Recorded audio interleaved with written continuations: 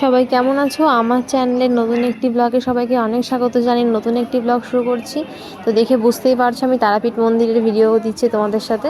তো তারাপীঠে গেছিলাম শুক্রবারের দিনকে, তো সেটাই তোমাদের সাথে ছোট্ট করে তারই ব্লগ শেয়ার করছি। আশা করছি তোমাদের পুরো ভিডিওটা ভালো লাগবে। ভালো লাগলে লাইক কমেন্ট করতে ভুলো না।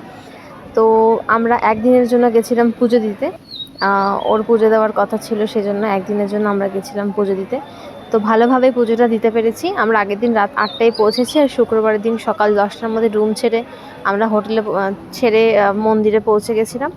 তারপরে ভালোভাবে পুজো দিতে পেরেছি, কারণ ওখানে পুজো দিতে গেলে অনেকটা টাইম হাতে নিয়ে তোমাদের যেতে হয়। কারণ মায়ের ভোগ যারা দাও তারা মায়ের ভোগ দিতে গেলে আরও টাইম তোমাদের লাগবে। তখন শুধু পুজো দিয়ে বেরিয়ে আসা যায় না।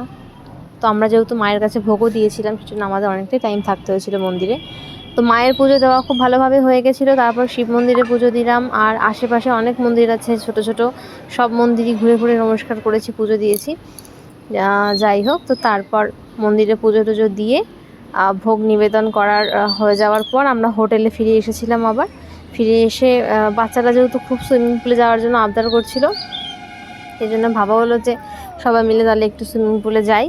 গিয়ে একটুখানি আধা ঘন্টা মতোই ছিলাম, বেশিক্ষণ থাকিও নি, আধা ঘন্টা মতোই সুইমিং পুলে জাস্ট যাওয়া। তারপর সুইমিং পুল থেকে উঠে এসে রেডি হয়ে আবার বাড়ির জন্য ব্যাক করলাম। তো ছোট্ট করেই ঘুরতে গেলাম, আর ছোট করেই ব্লগটাও শেয়ার করলাম। জানি না তোমাদের কীরকম লাগলো। যদি ভালো লাগে লাইক কমেন্ট করতে ভুলো না।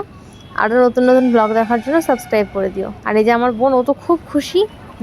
জল পেয়ে ওর থেকে বেশি খুশি মানে আমাদের মধ্যে কেউ না। না একটু ভয় আছে, কিছু না। ও জলে থাকতে চাইছিল, মানে উঠতে চাইছেই না, যে আরও থাকবো আরও থাকবো আরও কিছুক্ষণ থাকবো। তো যাই হোক, জোর করে নিয়ে এসে আমরা আবার বেরিয়ে আসলাম, কারণ দেরিও হয়ে যাচ্ছিলো, বেরোতে হবে, রাত হয়ে যাচ্ছিলো সেই জন্য। তো চলো, ব্লগটা এই পর্যন্তই।